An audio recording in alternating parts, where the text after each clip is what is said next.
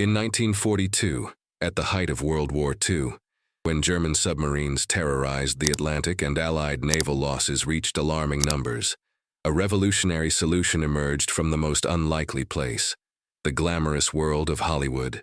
Hedy Lamarr, known worldwide for her stunning beauty and memorable film roles, had a secret that neither her fans nor studio executives could have imagined: a brilliant mind for science and engineering. September 3, 1942. Convoy HX-205 cuts through the dark waters of the North Atlantic, 37 merchant ships carrying vital supplies to Britain. The tanker SS Ohio rides heavy with aviation fuel. The freighter city of Benares holds medical supplies and ammunition. Each vessel represents hope for the Allied war effort, and each one is being hunted.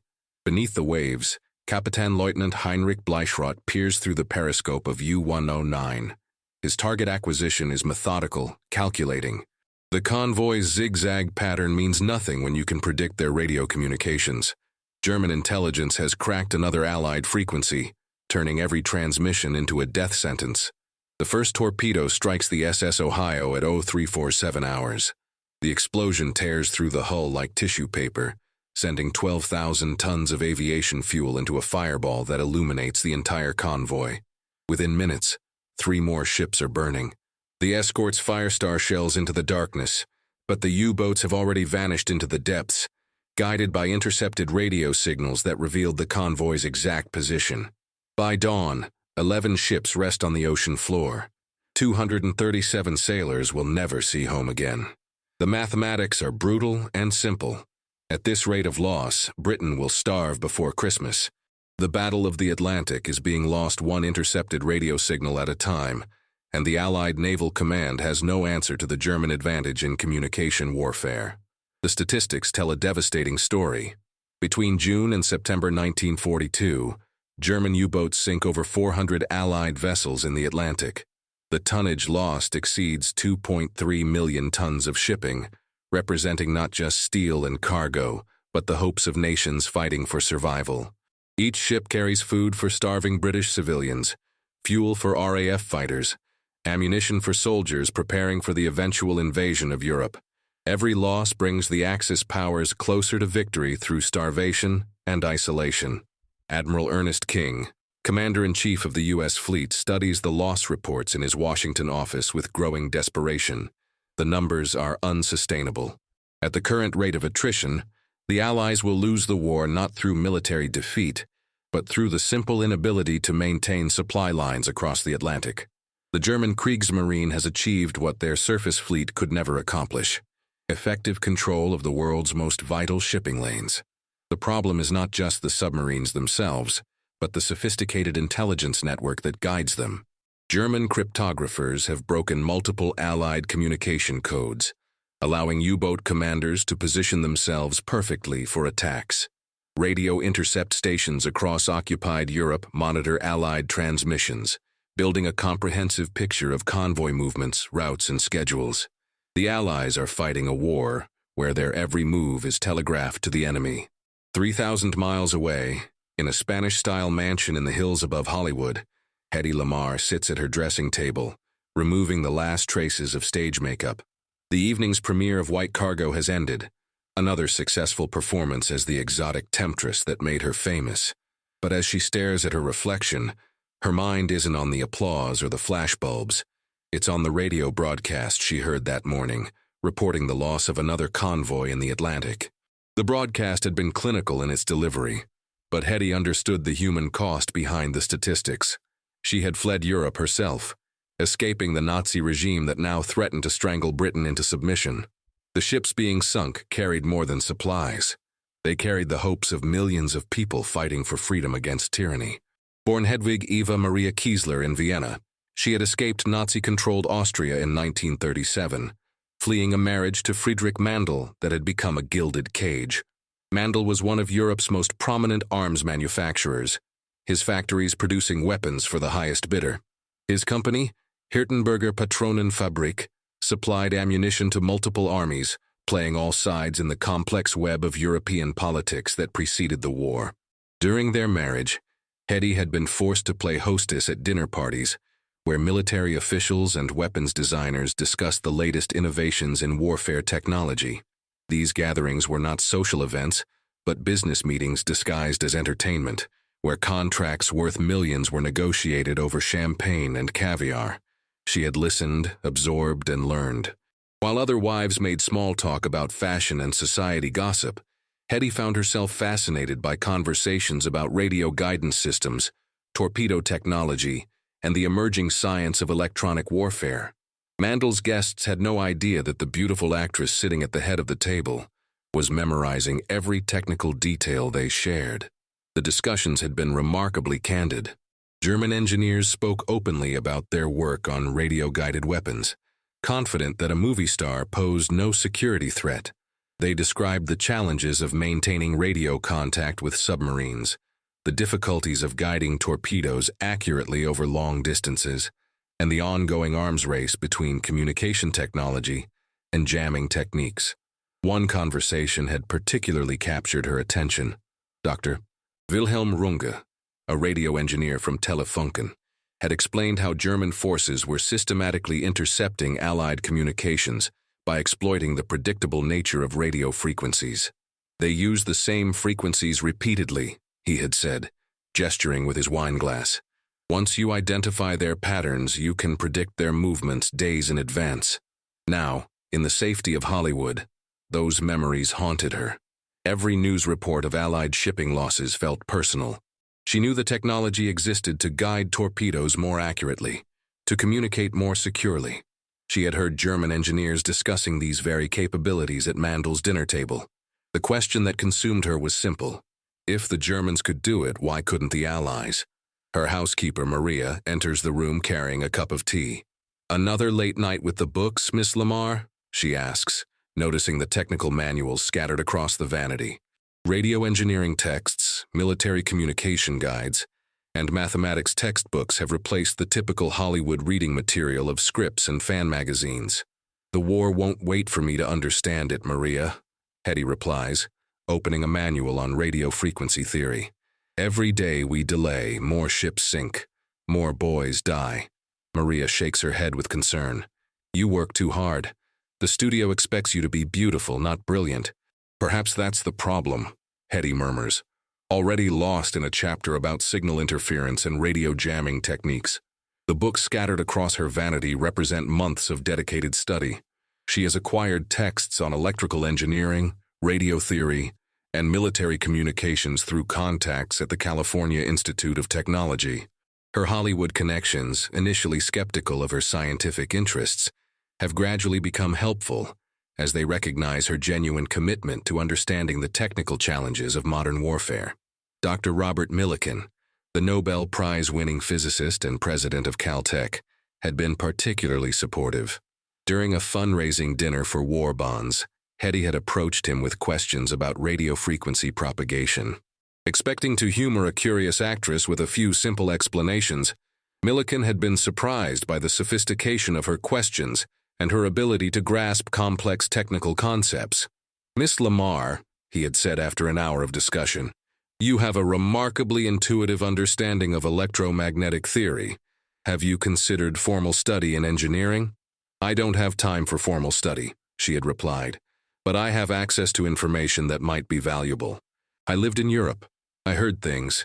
I know what the Germans are capable of." Millikan had arranged for her to audit lectures at Caltech and provided access to the university's technical library. Her education became a careful balance between her Hollywood obligations and her growing obsession with understanding the science of warfare. The next evening, Hetty attends a dinner party at the home of Janet Gaynor, where Hollywood's elite gather to discuss the war effort and plan fundraising events. The conversation is predictable: war bonds, victory gardens, and morale-boosting entertainment for the troops. But when the topic turns to the latest naval disasters in the Atlantic, Hetty finds herself speaking up. "The problem isn't the ships or the sailors," she says, setting down her wineglass. "It's the communications. The Germans are intercepting our radio signals and using them to position their submarines perfectly." The table falls silent. Producer David O. Selznick raises an eyebrow. "And how would you know about military communications, darling?" "Because I listen," Hetty replies simply. And because I think. If you're sending a radio signal on a single frequency, it's like shouting the same word over and over. Eventually, someone will learn to recognize your voice. The comparison draws uncomfortable laughter from several guests. Director Frank Capra, recently returned from making propaganda films for the Army, leans forward with interest. You're talking about signal security. It's a real problem. The Germans have some of the best cryptographers in the world. But cryptography isn't the only solution, Hetty continues. What if the problem isn't the code, but the medium itself? What if we could make the signal impossible to intercept in the first place? Composer George Antheil, seated across from her, leans forward with interest. You're talking about signal security. But what's the alternative? Military communications require reliability.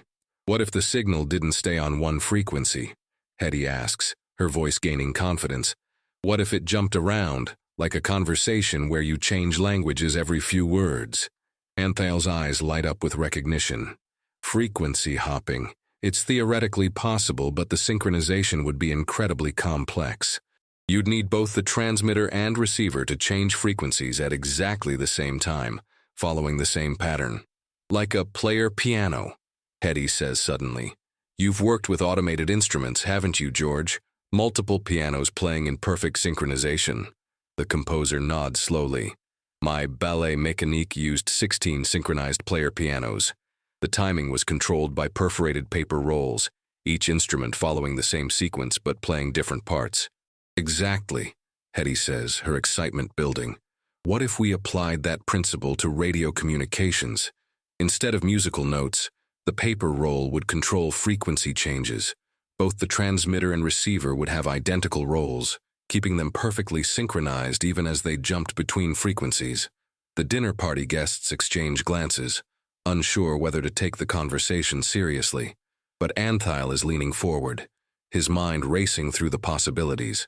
The Germans couldn't jam a signal they couldn't predict. By the time they located one frequency, the transmission would have moved to another. And even if they intercepted part of the message, it would be meaningless without the complete sequence, Hetty adds. Like trying to understand a conversation when you can only hear every 10th word. Selznick laughs uncomfortably. This is fascinating, but perhaps we should leave military technology to the experts. After all, you're both artists, not engineers. The dismissal stings, but it also strengthens Hetty's resolve. She has heard this attitude before, the assumption that creativity and technical innovation exist in separate worlds.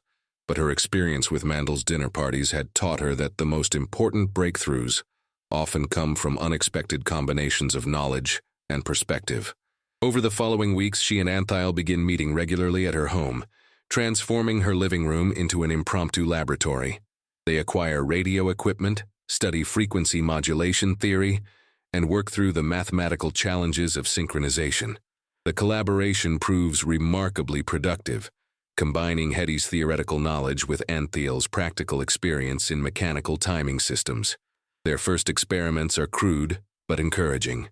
Using a simple radio transmitter and receiver, they demonstrate that frequency changes can be synchronized using mechanical timing devices. The proof of concept is far from military-grade reliability, but it validates the basic principle that frequency hopping is not just theoretically possible, but practically achievable. The breakthrough comes on a Tuesday evening in March 1942. Antheil arrives at Hetty's house carrying a player piano roll from his ballet mécanique. I've been thinking about the timing mechanism, he says, unrolling the perforated paper across her coffee table. Each hole represents a specific moment in time. What if each hole also represented a specific radio frequency? Hetty studies the pattern of perforations. The transmitter reads the roll and switches to whatever frequency is indicated by each hole.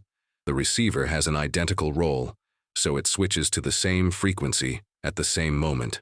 The beauty is in the randomness, Antheil continues. The frequency changes would appear random to anyone without the matching roll, but they'd be perfectly predictable to authorized receivers. They spend the next 3 months refining the concept, working through technical details and potential applications. The system they envision would be particularly valuable for guiding torpedoes, where radio jamming by enemy forces could send weapons off course or render them useless. But the applications extend far beyond torpedo guidance to encompass all forms of military communication, where security is paramount. Their design incorporates 88 different frequencies, corresponding to the 88 keys of a piano. The frequency changes would occur at rapid intervals, making it virtually impossible for enemy forces to track and jam the signal. Even if German radio operators detected part of the transmission, they would need the complete frequency sequence to reconstruct the message. By June 1942, they're ready to file a patent application. The document they submit to the U.S. Patent Office is titled Secret Communication System and describes a method of secure radio communication using frequency hopping controlled by synchronized mechanical devices. Patent number 2287 is granted on August 11, 1942, listing both Hetty Kiesler-Markey and George Antheil as inventors. The patent application is remarkably sophisticated for inventors working outside the military-industrial complex. It includes detailed technical diagrams, mathematical calculations, and comprehensive descriptions of potential applications. The document demonstrates not just innovative thinking, but thorough engineering analysis of the practical challenges involved in implementing frequency hopping technology. The next step is approaching the military. Through contacts in Hollywood's war effort community, they arrange a meeting with officials from the U.S. Navy's Bureau of Ships. The meeting takes place in a sterile conference room in Washington, D.C., where Hetty and Antheil face a panel of naval officers and civilian engineers. Commander Robert Stevens opens the meeting with polite skepticism. "We understand you have a proposal for improving torpedo guidance systems. We're always interested in innovative ideas, though I should mention that we have some of the world's finest engineers working on these problems." The comment carries an implicit message. What could civilian amateurs contribute that professional military engineers haven't already considered? But Stevens maintains diplomatic courtesy, recognizing that dismissing potential innovations too quickly could prove embarrassing if the ideas have merit. Hetty presents their concept methodically, using diagrams and technical specifications they've prepared. She explains how frequency hopping would make radio-guided torpedoes immune to jamming, how the synchronization system would work, and how the technology could be adapted for various military communications needs. Her presentation is polished and professional, demonstrating mastery of technical concepts that surprises the military audience.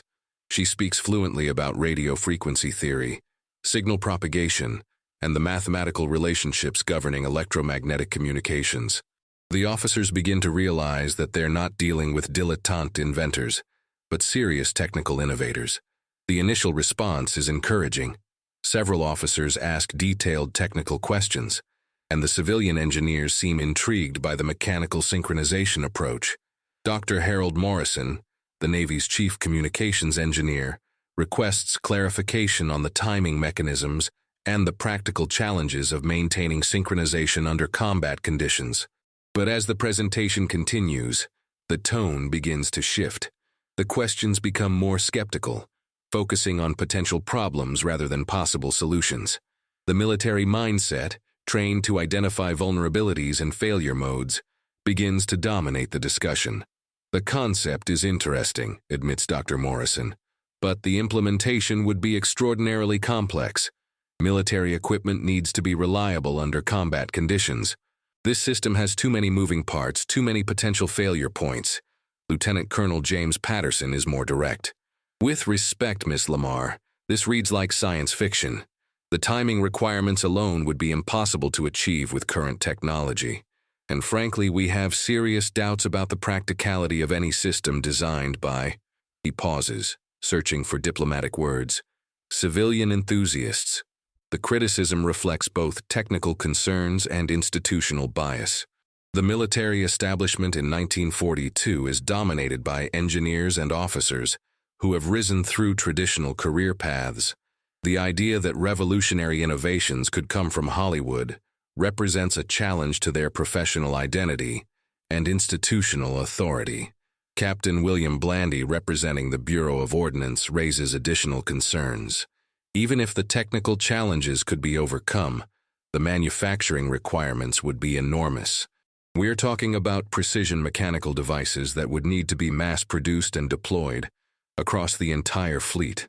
The logistics alone would be overwhelming. The dismissal is polite but absolute. The Navy thanks them for their patriotic intentions, but explains that torpedo guidance and military communications are complex fields requiring years of specialized training. The patent is classified for security reasons and filed away for potential future consideration. Walking out of the building, Hetty feels the sting of rejection mixed with frustration. "They didn't even test it," she says to Antheil. "They dismissed the entire concept because we're not part of their club." "Maybe they're right about the complexity," Antheil replies, though his voice lacks conviction. "Maybe we're in over our heads. Or maybe they're so invested in their existing approaches that they can't see a better solution." Hetty counters. How many more ships have to sink while they protect their professional pride? The rejection reflects broader patterns in military innovation during World War II. The armed forces, overwhelmed by the demands of global warfare, often lack the time and resources to properly evaluate unconventional proposals. The institutional pressure to rely on proven technologies and established suppliers creates resistance to radical innovations, even when those innovations might provide significant advantages.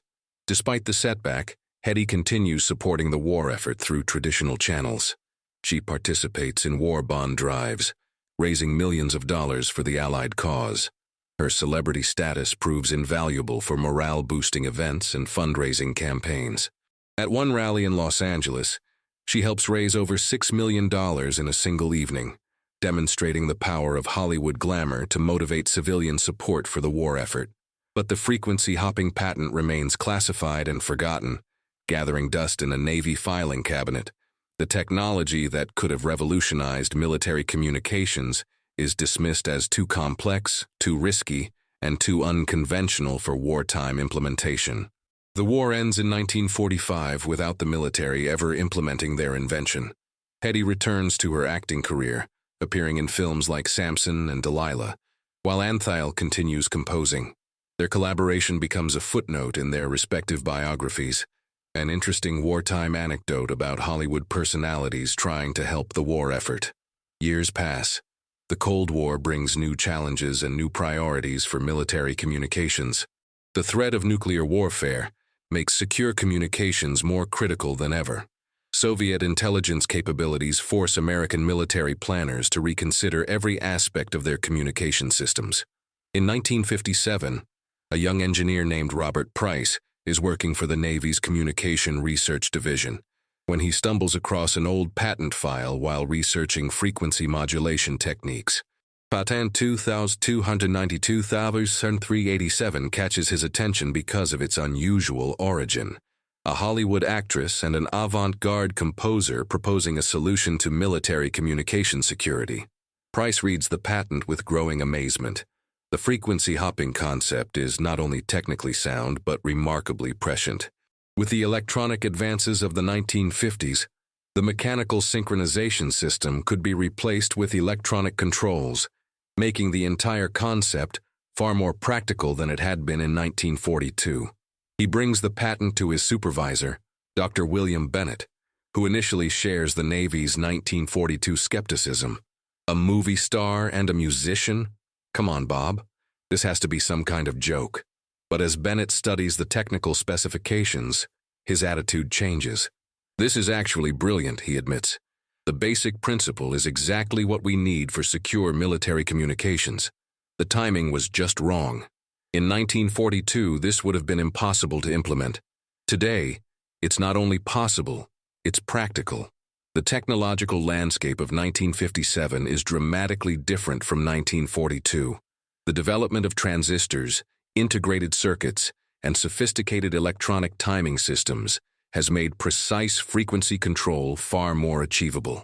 What seemed impossibly complex 15 years earlier now appears elegantly simple. The Navy begins testing frequency hopping systems in 1958, using electronic controls instead of the mechanical piano roll approach originally proposed. The results exceed all expectations. Communications become virtually impossible to intercept or jam. The technology proves so effective that it's immediately classified at the highest levels, and implemented across multiple military applications. During the Cuban Missile Crisis in 1962, frequency hopping technology plays a crucial role in maintaining secure communications between naval vessels and command centers. Ships operating in the Caribbean can coordinate their movements without fear of Soviet interception, giving American forces a significant tactical advantage during the tense standoff. The irony is profound. The technology that could have saved countless Allied ships during World War II is now protecting American forces during the Cold War. The amateur invention dismissed by military experts in 1942 has become the foundation of modern secure communications. But Hedy Lamarr remains largely unaware of her invention's vindication. The military classification means that her contribution cannot be publicly acknowledged. She continues her acting career, unaware that her frequency hopping concept is revolutionizing military communications around the world. The broader implications of the technology become apparent as civilian applications emerge. The principles of frequency hopping prove essential for developing wireless communication systems that can operate reliably in environments with multiple competing signals. Engineers working on early cellular telephone systems discover that frequency hopping allows multiple conversations to share the same radio spectrum without interference. By the 1980s, frequency hopping has become the foundation for numerous civilian technologies. Cordless phones use frequency hopping to avoid interference from other electronic devices. Early wireless computer networks rely on the technology to maintain reliable data transmission. The Global Positioning System incorporates frequency hopping principles to ensure accurate navigation signals. The technology that began as a solution to torpedo guidance has evolved into the backbone of modern wireless communication. Wi-Fi networks, Bluetooth devices, and cellular telephone systems all trace their lineage back to the concept developed by a Hollywood actress and an experimental composer in 1942. Recognition for Hedy Lamarr's contribution comes slowly and late. In 1997, the Electronic Frontier Foundation presents her with a Pioneer Award, acknowledging her role in developing the technology that enabled the digital revolution. The citation reads, "For her groundbreaking work in frequency hopping spread spectrum technology, which laid the foundation for modern wireless communications." By this time, Lamarr is in her 80s, living quietly in Florida. The award ceremony is one of the few occasions when she speaks publicly about her wartime invention. "I never thought of myself as an inventor," she says in her acceptance speech. "I just saw a problem and tried to solve it. If I had known it would take 50 years for anyone to listen, I might have tried harder to explain it." In 2014, she is posthumously inducted into the National Inventors Hall of Fame, finally receiving the recognition that eluded her during her lifetime. The citation acknowledges that her frequency hopping concept enabled the development of Wi-Fi, GPS, and Bluetooth communications that are fundamental to the modern information age. The story of Hedy Lamarr's frequency hopping invention illustrates how innovation often comes from unexpected sources and how institutional bias can blind experts to revolutionary ideas. The military officials who dismissed her proposal in 1942 were not necessarily wrong about the technical challenges. With the technology available at the time, implementing frequency hopping would have been extremely difficult, but their dismissal was based on more than technical concerns. The assumption that meaningful innovation could only come from credentialed experts within established institutions prevented them from recognizing the value of an outsider's perspective. The fact that the proposal came from a Hollywood actress rather than a military engineer colored their evaluation of its merits. The consequences of this bias were measured in human lives. Every Allied ship sunk by German U-boats, guided by intercepted radio signals, represented a failure of imagination as much as a failure of technology. The solution existed, had been documented and presented to the appropriate authorities, but was rejected because it came from the wrong source. The eventual vindication of Lamarr's invention demonstrates how technological progress often requires both innovative thinking and institutional readiness. The frequency hopping concept was ahead of its time in 1942, not just technically, but culturally. The military establishment was not prepared to accept revolutionary ideas from civilian outsiders, particularly from women working outside traditional scientific institutions. Today, As wireless communication technology continues to evolve, the principles pioneered by Hedy Lamarr and George Antheil remain fundamental to how we connect with each other across the globe. Every time someone makes a cell phone call, connects to a Wi-Fi network, or uses GPS navigation, they are benefiting from the forbidden idea of an amateur scientist whose Hollywood glamour masked one of the most innovative minds of the 20th century. The frequency-hopping technology that could have saved an entire fleet during World War II instead became the foundation for the connected world we inhabit today.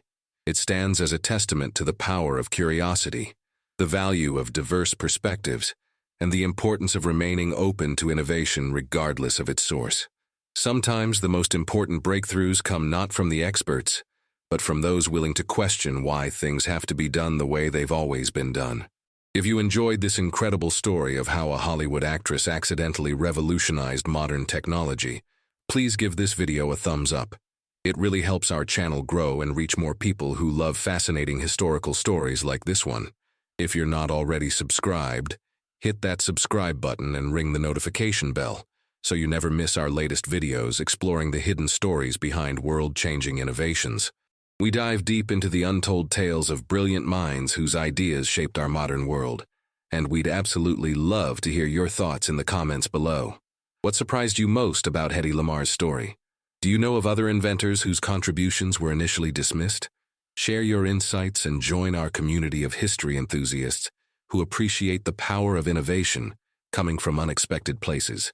Your engagement means everything to us and helps us continue bringing you these remarkable stories of human ingenuity and perseverance. Thanks for watching, and we'll see you in the next video.